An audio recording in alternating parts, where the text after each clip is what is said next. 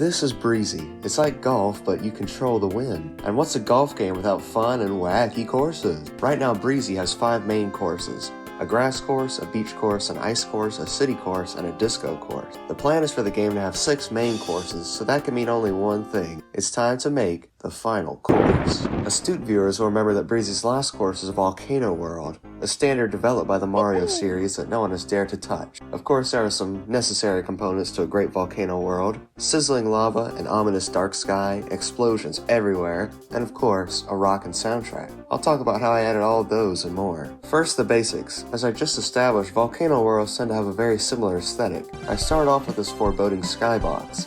I talked about my process of making skyboxes in previous video, but the gist is that I use Unity's procedural skybox setting and tweak the values until I get something that looks good. I pay special attention to the bottom of the skybox, however, because that's what players will be seeing most of the time with the default camera angle. I try to make the bottom of every world a different color, so that it's immediately clear what world you're in just by looking. In this case, the bottom of the volcano world skybox is dark red. For the levels themselves, I chose a dark red rock for the ground. This isn't really the kind of rock you'd see near a real volcano, but I thought it looked pretty good as a stylized symbol. Of course, I couldn't forget the lava. There's red and yellow lava covering the ground of every course, forcing the player to have to navigate islands of safe ground. This is a mechanic brought back from the beach course, but it's all the more dangerous here because instead of navigating with reliable boats and umbrellas, you've got to use more unpredictable methods of movement. More on that later though. I created the swirling lava effect in Unity's shader graph using 2 layers of whirly noise, rotating slowly in opposite directions. As for the decorations, I'm placing rocks randomly around each level, but I haven't decorated most of the levels yet. I'm saving that for the end, unlike with the city or disco courses. Then I added the course elements themselves. First, we've got the drafts, long wind tunnels that propel the ball in a certain direction. Unlike the umbrellas of the beach course though, these don't have a set magnitude. You get pushed farther if you're in them longer. They're also usually hovering directly over some hot lava. Next, there are the bomb rocks. These also propel the ball, but unlike the drafts, you can control the direction. As soon as you touch the rock, it explodes, and the ball flies directly away from it. They still have a limited range, but they can also kill you very easily if you land too far down. In order to alleviate some of the frustration with such a precise mechanic, I made it so that when you get near a bomb rock, the camera pans close and time slows down in order to allow for some final adjustments to the ball's trajectory. The combination of the draft and the bomb rock results in a series of very intense and very difficult levels that is sure to test the skills of most people. I mean, obviously I can beat all the levels, but some of you guys might not be able to. As I was saying earlier, the lava covering the ground creates a large point of no return, or an area where you're forced to restart if the ball lands in it.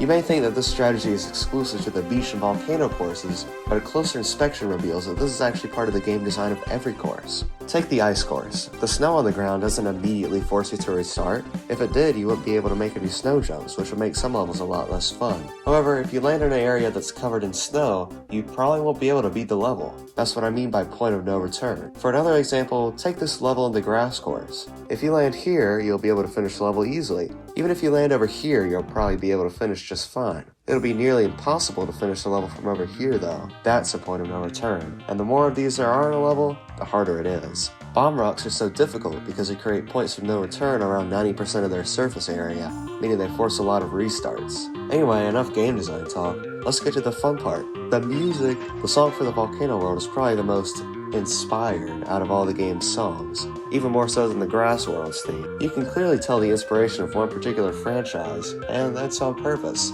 Clock for the Mega Man, has very well composed tunes that cater perfectly to the kind of intense atmosphere this course demands. The song is as fast-paced and frantic as the course itself, but it also cools down towards the end and lets things simmer. You see, it starts with an intro,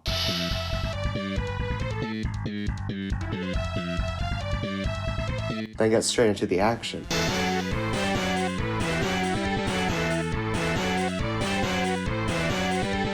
Don't forget the chorus, of course.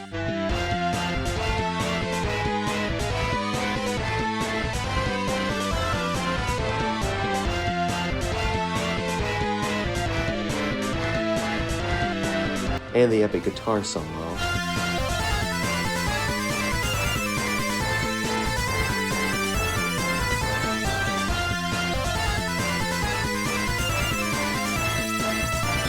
Finally, things begin to wind down.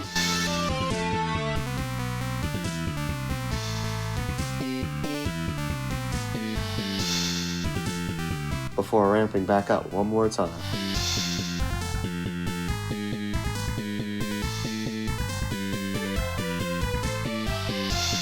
Say it with me. I'll have the full track out soon, but when I say soon, I mean more like probably in a month or so. So that's the Volcano world. There's a few more end-of-game nuances that I'll come back to later, the final boss of the video, if you will. But for now, I've had the opportunity to add a couple of new things to the game in the meantime. I've talked a lot in previous videos about the benefit of having multiple playstyles in Breezy. Not only does it increase the amount of fun content without too much work, but it also makes the game easier and more accessible, since difficult areas can be tackled more easily with different characters. With that in mind, I've added yet another new character to Breezy, the Bomb Ball. Inspired, of course, by the Morph Ball from Metroid. In fact, it was an act of restraint on my part not to call it the Morph Ball. Instead of hitting the ball, you can press a button to summon a bomb that will propel the ball forward, or backward, or in any direction really. The bombs are pretty similar to the Bomb Rocks in that regard. And just like the real Morph Ball, you can do this.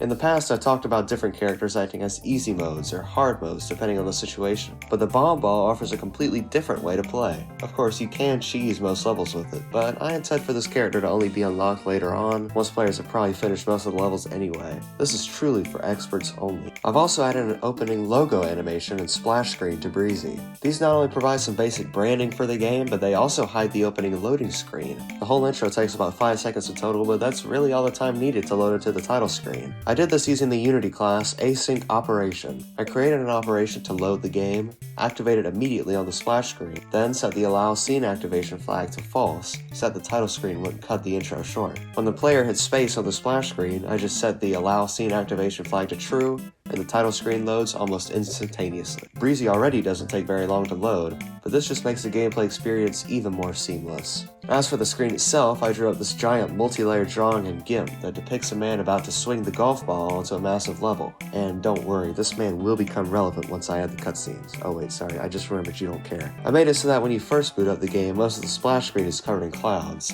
But as you unlock more and more courses, the clouds gradually disappear, revealing the worlds you've unlocked. I think this is a neat detail. Of course, I also composed some music for the screen, but it's not really anything interesting. Just an 8-bit remix of the Golden Tee fanfare that I added some reverb to. This splash screen should definitely strengthen the game's identity though. Anyway, that's most of the work I've done lately. Now let's talk about what's left to do. Earlier I mentioned some end-of-game nuances, which are really just my way of saying I haven't actually finished the Volcano world. I still need to make the final level. I've got big plans for this one. The player should start at the base of a giant swirling volcano, then make their way out bit by bit as the camera rotates around the mountain. Then you jump into the active volcano for a final segment that I won't spoil for now. Well, I will spoil this much. It will be epic. Anyway, with this final hole complete, I will be able to finish what's left of the game. And what is left, you ask? Well, at this point I'll have finished all 6 courses with 18 holes each, giving us a grand total of 108 levels. That number could still be higher though. In a previous devlog, actually about a year ago at this point,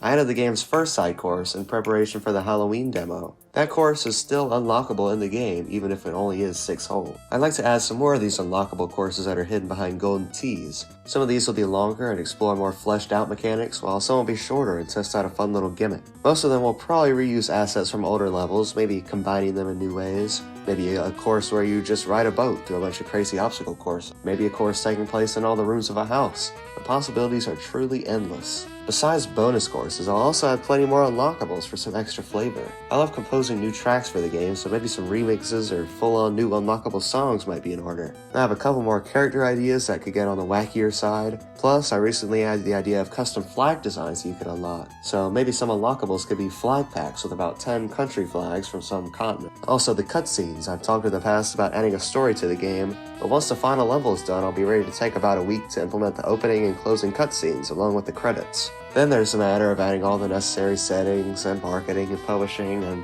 well, I'll get it all done eventually. In the next few months, I hope. I just have to keep telling myself that, this is the fun part, because really, it is. See, it's working. Anyway, the game will be out before you know it. See you soon.